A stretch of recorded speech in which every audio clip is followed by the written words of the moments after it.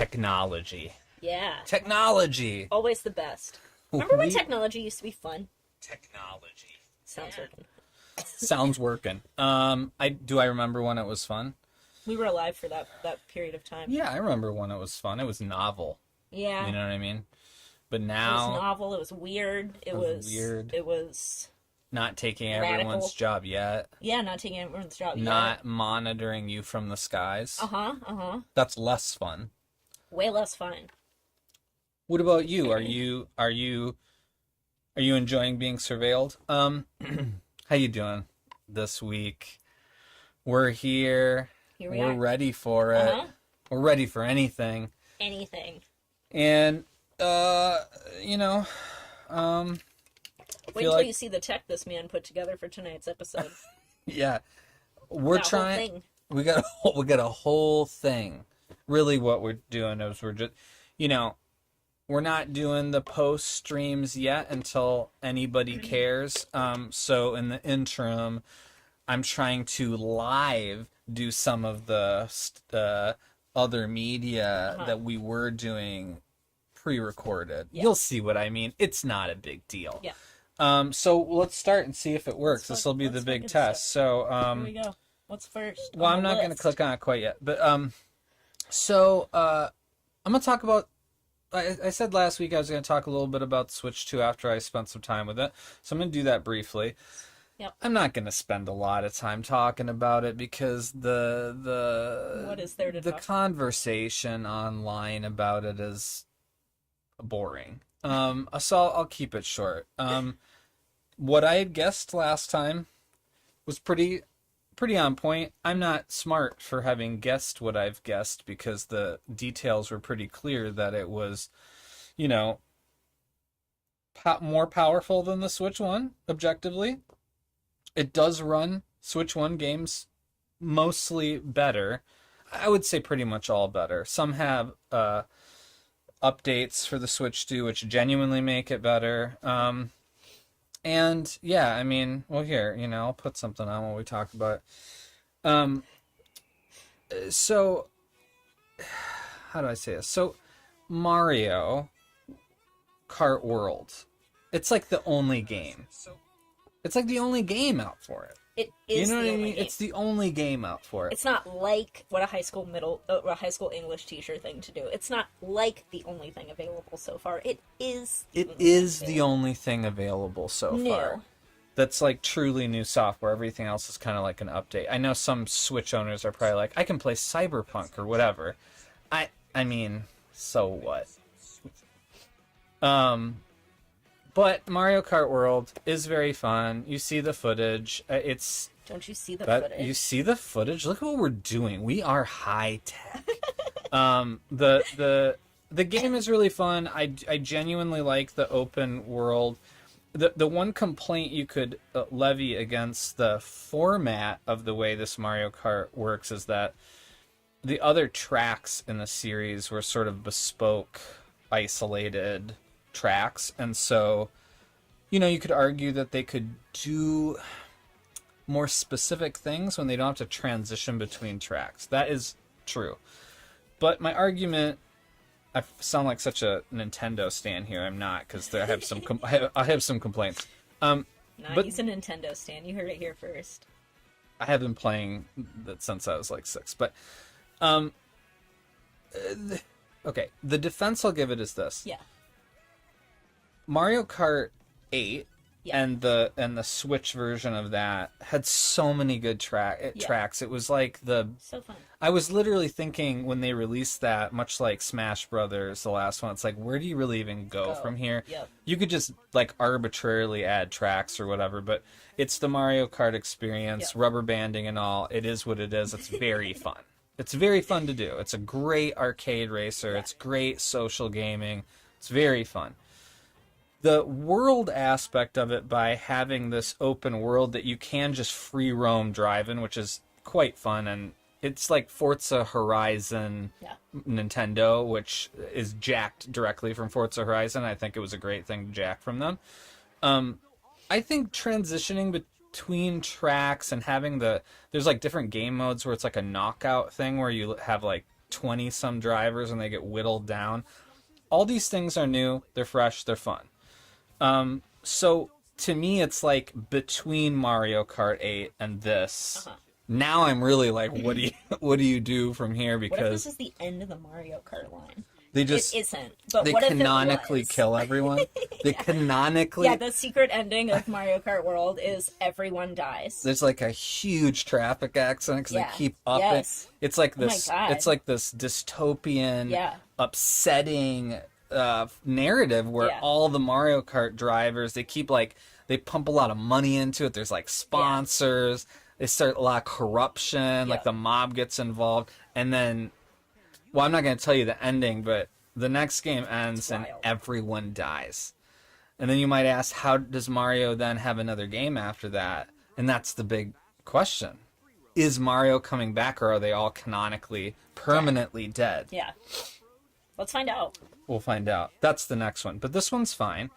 And I found it really enjoyable to drive around, and it looks cute as shit. And it's when Nintendo has one of their franchises that they love directly, the care and the attention to detail is excellent. But it's still Mario Kart. It's not like there's something you've never seen before. The rail grinding shit is fun. Sure. Everything's fun. Yeah. What do I have to say? But that's all there is. So I played that for a while. We haven't even played it together yet. It's going to be fun. We're going to do that. Yeah, I mean, I'm really excited for Metroid.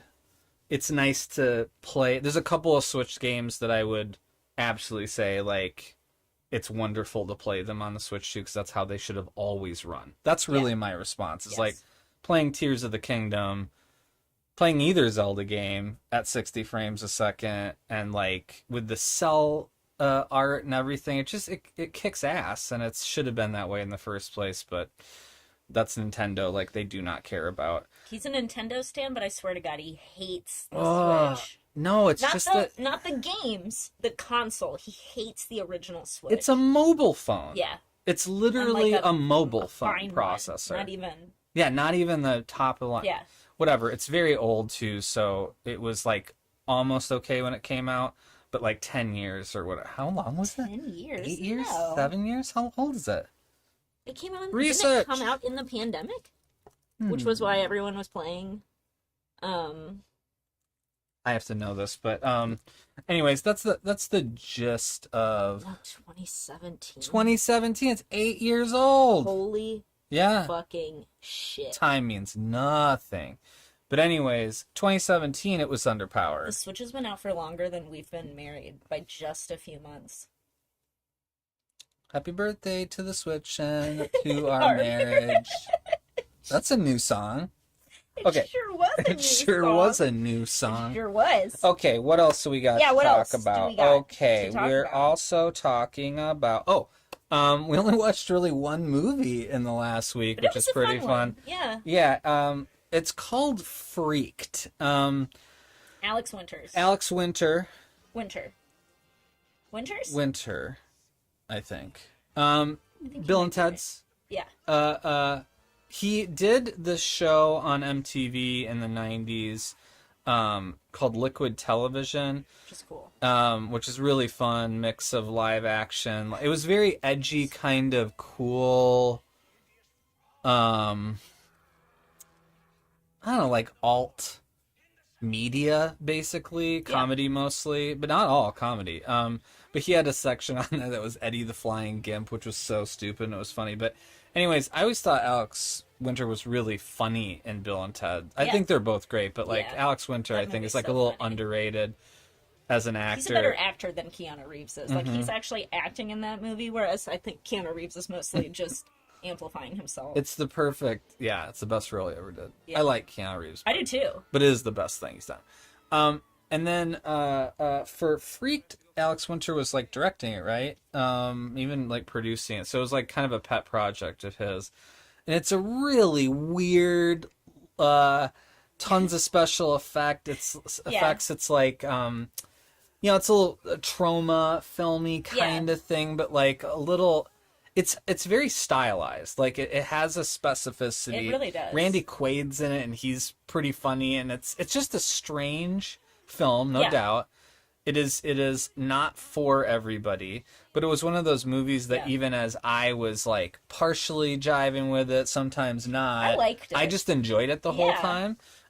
So I really give it a recommendation to watch. What did you think about it? Yeah, I didn't really know what to expect, and I found it to be my idea of, because we were talking about this few weeks ago in regards to I think the Fairley Brothers and to like the white male comedy thing. Freaked is what I want my juvenile movies to be like, because it's weird, it is juvenile, but it's like satirical and It's definitely cynical. Something like it's like a little self-referential with like making movies in Hollywood and stuff, because it's like absurd, like also. really absurd. It's out there. Pretty moments of it are funny. Sockhead Forever. Sockhead is the character. Oh, and the voice of Sockhead is Bobcat Goldthwait. Goldthwait. And that's always a treat. That's such a, it happened in the 80s or 90s then. But it's funny. I mean, it's the kind of like, I guess it's not like really postmodern, but it's that kind of comedy. A little bit. That's sort of almost taken over as like normal, but then was very edgy to kind of like disjointed satire that's like not a little surreal. Doesn't always track super cleanly, but is meant to be, I find it to be pretty intelligent in terms of what it's trying to satirize, but it is really weird, but anyways, you're seeing it. I think it's one of those movies, whatever you're seeing, if that's like, you're like, that's interesting, to me, then I think you would probably really like the movie. It's not it might be a movie I'd watch again later, that's like, that's high praise. I like to rewatch movies a lot, and so, but not everything makes it into that cycle again. And I think I'd be curious to watch it again someday to be like, what is up with that movie? So I enjoyed it. Any other thoughts about Freaked? No, liked it. 1993, I think. It was fun. What else? Well, talk about the book that you read. Oh yeah, I read The Odyssey by Laura Williams. She's a British author. I really loved her writing. I really liked her prose and like the words she was choosing and the cadence of her sentences. And I really don't think I liked anything else about this book. Harsh. It was a very bleak book. Your narrator is a woman who is working on this dystopian mega corporation cruise ship. So it's definitely a novel about jobs, like modern jobs. She basically, it's basically this cruise ship owned by this psychotic CEO, but she's a terrible person, and just like, it was a book about, it's that thing we always talk about with Arrested Development, where I didn't like anyone in this book, not even because they were all terrible people. You just don't like anyone. The situation is bleak, and I thought the emotional follow-up of the book was kind of out of tune with the rest of the feeling of it. It's really weird to like the way someone writes, which made it easy to read. But not really. I guess I didn't dislike the book. I just didn't like it either. And that's my book review. So are you giving it a try it? Is it for anyone? I think that probably, I think it got pretty good public reception, and that probably a lot of people would like this book. Okay. Again, I didn't dislike it. I just ringing endorsement. Didn't get a lot of it. A ringing endorsement. Didn't get a lot out of it. Well, I'm sorry. You read a lot. I do. And, I mean, Yeah. You like very few books, I think, in the end. Oh my god, no, I love so many books. No, Oh my I'm just saying slander, book slander. No. Let me rephrase. You read good books, but there's a lot of like mainstream books that you come across that are pretty liked, and you don't really like them. But that's another subject. But this is an author that I would be willing to read another one of her books to Yeah. see if a different set of characters in a different circumstance works better for me. That's actually sort of, I think, what I walked away from with there we go, I got them in the right order. Yeah. But yeah, is that like, I would be willing to give her another chance based on the quality of her writing. Yeah. I just didn't like what she was choosing to point her talent at, personally. Yeah, okay. Yeah, I get it. Yeah. I hate when people choose to point their talents where I don't want them. What's up, Death King? We're doing pretty good. Yeah. We're, every day that we're here, Yeah. we're doing pretty good. Yeah. How are you? That's the question. Yeah. How are you? How are we all? All right. Anything else to say about that book? No. Any other things you're reading that you want to talk about now? I read another book this week called Unmasking Autism by Devin Price, which was a great book. I subscribed to Devin Price's Substack, so it's a writer I was already familiar with. Yeah. It's a nonfiction book about autism. Yeah, that's what it is. That's what it is. Yeah. Did you find anything particularly interesting about it? I mean, it's a certainly interesting topic right now because, for instance, the head of the what is Secretary of Health? What is this dumb? What is that? King of the Brainworms? I don't know. Brainworm. Yeah. That autism is something that has not existed until recently, right. And means you're disabled. Which is interesting. I think most neurologists would call it a sort of spectrum of neurology. It is pretty. Some people there are have very differing opinions on it. There are. It's a thing we still don't really understand as humans because we only just started writing about neurodivergence and realizing that people's brains work differently. This is the interior monologue thing that was such a phenomenon too. Yeah, exactly. Like humanity's realizing that, people's brains work very individually. They're a very complex ecosystem of built up characteristics that already exist and exposure to experiences you have shape them. You have your DNA, right, which makes your brain chemistry and patterning have certain probabilities. Yeah. And then you have all the things that you go through that essentially build your neurological web from like a few nodes into trillions, I don't know what the number is of actual neurons. And obviously the way that thing is built is going to change how you see things. That feels like neurologically pretty established. So when you talk about things like autism spectrum and really, I've just known a lot of really, really smart, weird thinking people and some of my favorite artists through time were clearly not thinking like other people. Yeah. So I guess my only spicy political take is like we don't know shit all the time. Yeah. We're so bad at our science changes all the time. To condemn certain types of thinking people to a disease is fucking insane. Because some of the smartest people on the planet Earth who have done so much from humanity were socially... I'm sure they would fall under a category of some sort of disorder now.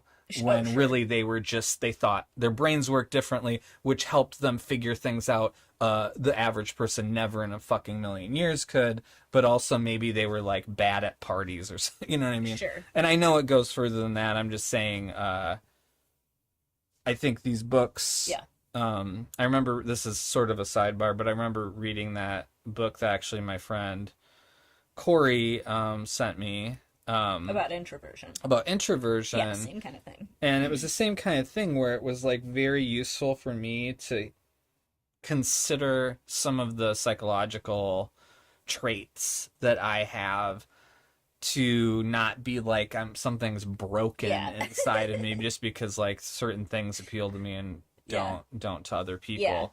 So I think general neurodivergence about sort of like thinking differently is just like such an important topic to be open to. I think it happens within families where people are like, I don't understand my own genetic, XYZ, and it's because they don't think like you at all. Yeah.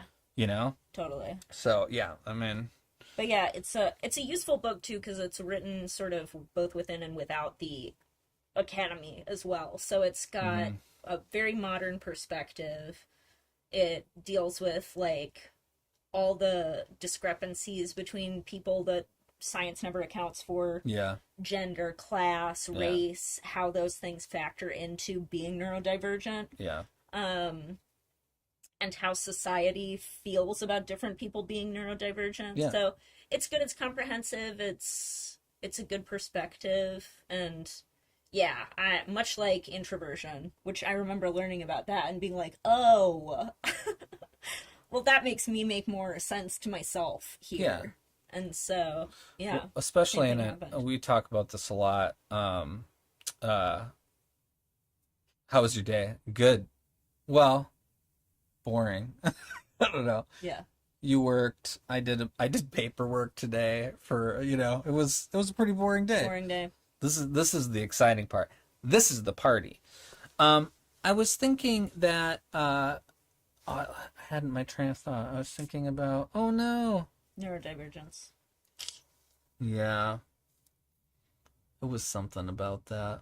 I don't know. Anyways, I'm just always like appreciative when media of any type just opens a conversation and dialogue about things. It astounds me how few people care to have dialogue about tricky subjects anymore. It's all everyone's so sure of things, and it's like, meanwhile, everything we think we know, eventually we overturn. Yeah.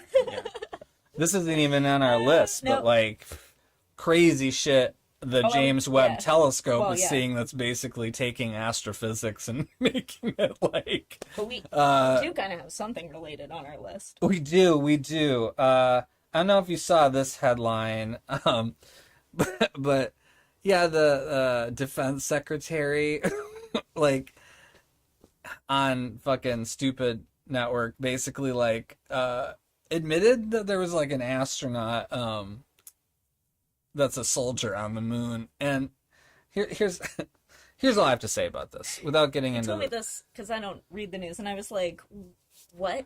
Well, it's like, it's the reason people don't believe anything / believe everything is because it's so difficult to tell what is diversionary tactics, right? Because two truths could be 100% possible. And I will get to your anime question because I have lots to say about that. It's either someone is going into the news to act like it's like, whoops, I accidentally slipped and told you something, because it was talking about something tricky and it was like felt like it could be diversionary. So people would be like, wait, did you say someone was on the moon? Because you got to understand, like, there's a set number of people that were supposed to have visited and landed on the moon. But this is just like some dude's already up there. Yeah. And the secretary was like, I talked to him. And it's like, whoa, what? Yeah. But meanwhile, you could also just be like, that totally could be a slip up because these guys are humans and they're fucking idiots. It's crazy when that's a genuine 50-50. Oh yeah, it's a 50-50 toss up. 50-50 chance that either the government is strategically trying to distract us from other affairs by implanting this because there's nothing going on right now. Right. Or it was like whoops. There are astronaut soldiers on the moon. Yeah, those are that's some army base. Potential outcomes. I think those are basically the two. But the weird time to be alive. The news was like, oh, he just misspoke. But if you read the quote, no, there's no misspeaking. The moon. I'm sorry, the moon. I meant Kentucky. I meant Kentucky, and by soldier I meant just some guy. Anyway, so that happened. Yeah. And then we have one more subject, and then we'll talk about anime because the end is like Q&A.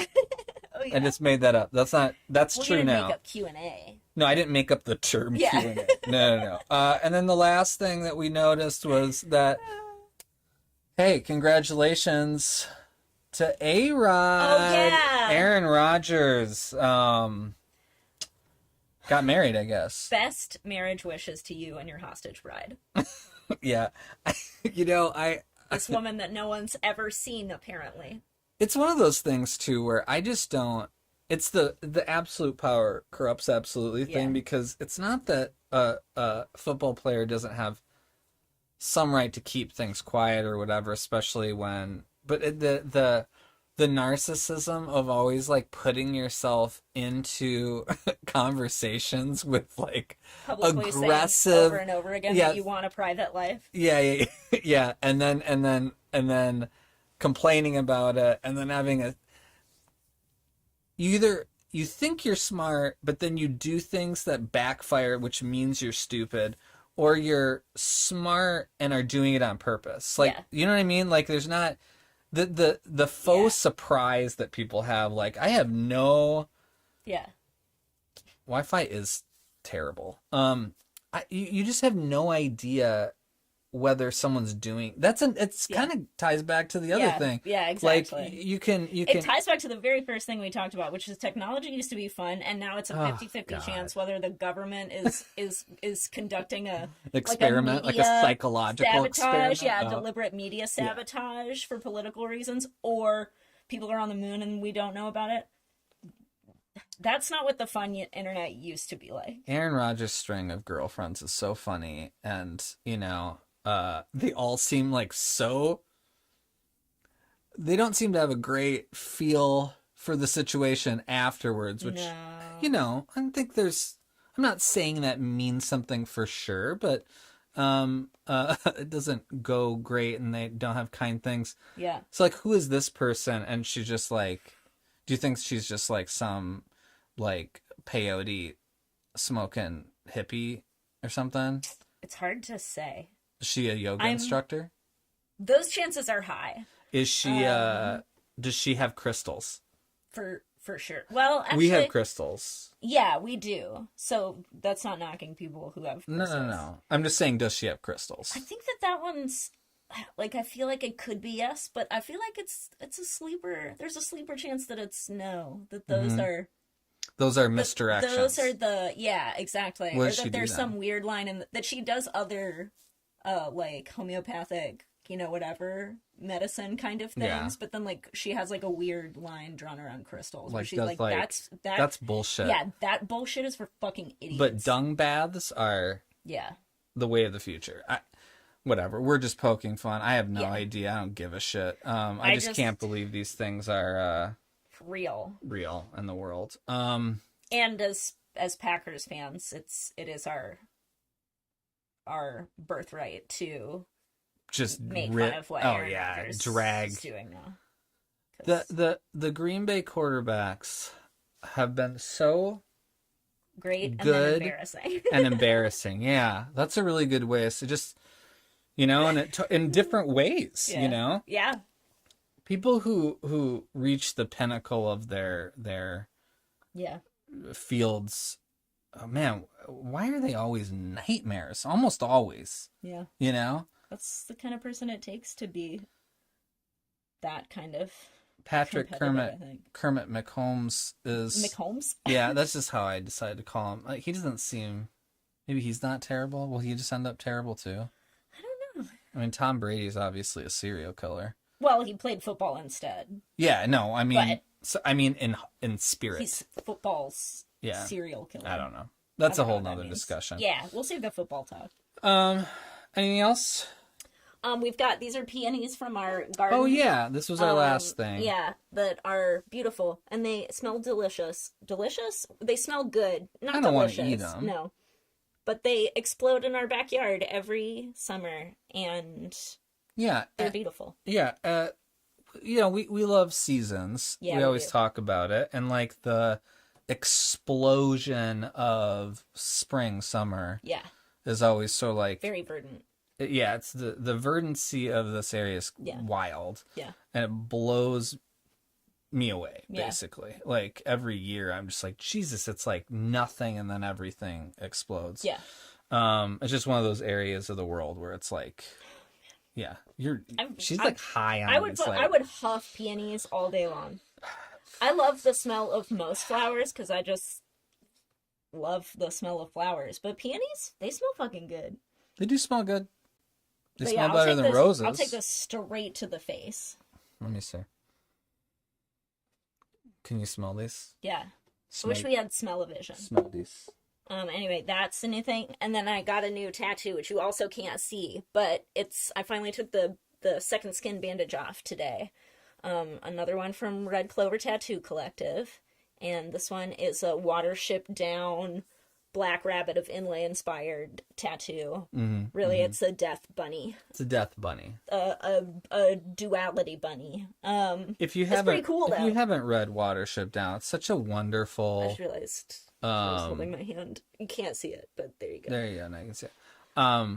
Watership Down, easy, great read. It's one of the. So good. It's so good, and the story. I read it as an adult too, so I know it holds up as an adult. It's not one of those books that you read as a kid and you're like, I guess it wasn't that good. No, adults can read Watership Down right now, and I promise you will enjoy it. I'm not sure that it's not better As with a an little adult. bit of age. Yeah. Because it's just If there's you've a lot got- of weight. Yeah. And like depth to the philosophical narrative going on. It's cool. If you've got like preteen or like young teen kids, Watership Down's for like a thoughtful 12-year-old. Yeah.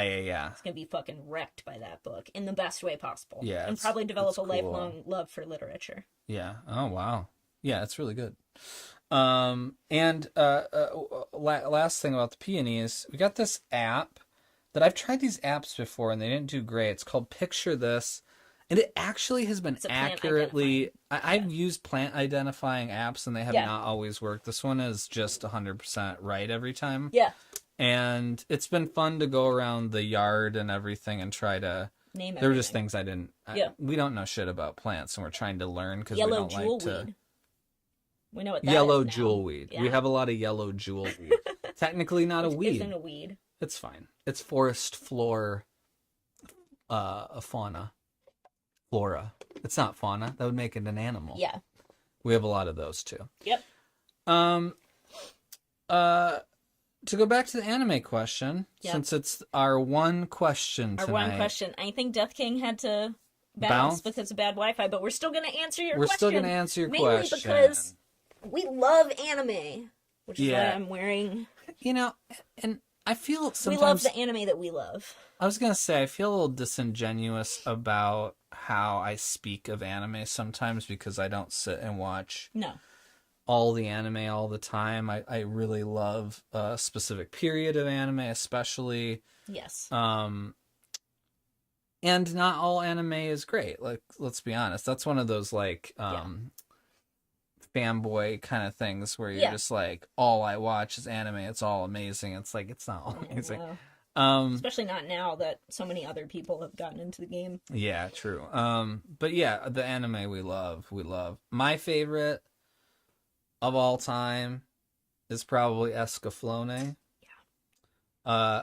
It only edges out Evangelion and, you know, Like I don't- Princess Mononoke. well, yeah, movies. I'm thinking more like TV. Oh, okay. You know, just generally. Sure.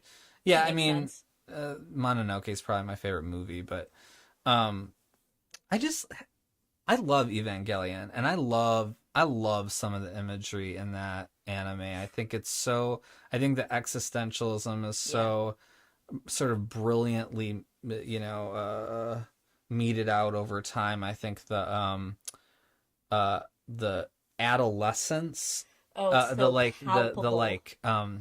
metaphor for adolescence, like it's all the sort of like visceral aspects of adolescence are like represented by like crazy, outrageous, mythical level shit, which I think is so genius. So as I speak about, I like deeply love Evangelion, but Escaflowne's like, it's not even better.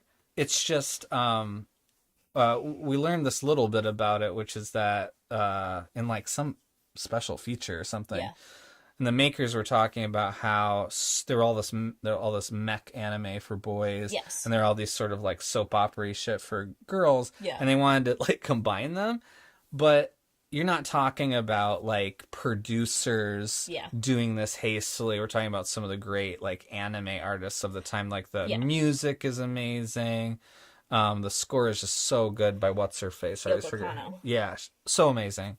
And the animation's so dope, and the story and the characters are fantastic. So it's basically like, it's very like gender neutral in the sense that it's got like some really big epic, like cliche boy mecha kind of stuff, but it also has a bunch of like really it also has a lot of really good like, the Persona 5 high school shit too. Like it has all that stuff, so that's probably my favorite. I mean, it would be the same answer for me. To me, Evangelion is like the best, weirdest version of a super specific type of established anime, like you're saying. Like it's sort of like a weird story parading as a mech anime. And that's why I love Evangelion. But Escaflowne is just like totally unto itself. There's no other anime. Because probably my second or third favorite would be Sailor Moon. Because I loved 90s Sailor Moon. It was such a formative part of my like childhood. But I can't think of anything else that's exactly like Escaflowne. One season? Yeah, single season. Love a single season. It's so sweet. You know what I mean? So good. But yeah, the story's so good, and the characters the story are so can't good. Get ruined yet. It's like it's just perfect. There and it's done. And and for a one season, because they planned it out, and I don't think they expected it to be more than one season. It actually kind of is a contained story. It is. I really where you aren't left wanting at the end of this one season either. You're like, what a great end to Escaflowne. yeah. It's wonderful. It really feels more like a long movie and less like a TV show. And then they made a movie which was definitely not as good. It's like, and they did try to shove it all into a movie, and you're like, no, it's a one series or one season series. Like, why don't I love one season series? I love them. They're so good. The movie was good, but ironically, speaking of Evangelion, the movie Escaflowne felt so much angstier, which really takes over the kind of epic fantasy, epic like cyberpunk fantasy narrative going on. It like eclipses it with teenage emotion instead of like over serious, self-serious. Yes, which to me works in Evangelion because of the that's what it's about, story. Right? Yeah, exactly. And again, it's really like hidden in the guise of this really like polished, like overly serious mech story. Yeah. Escaflowne is just an easy watch, whereas like Evangelion, you have to actually wanna pick it apart like a piece of literature a little bit. Like there's a lot going on. And then the last thing I'll throw out there is just, if you like the music in Escaflowne, I also highly recommend Macross. Oh yeah. The season it's like an OVA of a few episodes that is the same composer. And it's really cool. I really enjoyed that OVA a lot. Yeah, so, that was great. We watched so much good anime. Perfect Blue was really great. We watched that recently. Oh my god. This has become a whole nother thing. Yeah, Perfect Blue is such a good movie. And we talked about Did we talk about Perfect Blue on here? I think we might. Think so. You don't think so? No. Perfect Blue. Oh my gosh. Well, we might do some anime discussion in the future. Yeah. Anything else going on? I don't think so. Did we miss anything? Not on our list. Okay. Cool. Well, that'll wrap it up for the evening. I hope you all have a great weekend, and we will see you. Look at us, 41 minutes tonight. Next week, so tight. Little tight. Keep it tight. Ooh, tight little stream. Oh, a little tight. Yikes. Bye. Bye.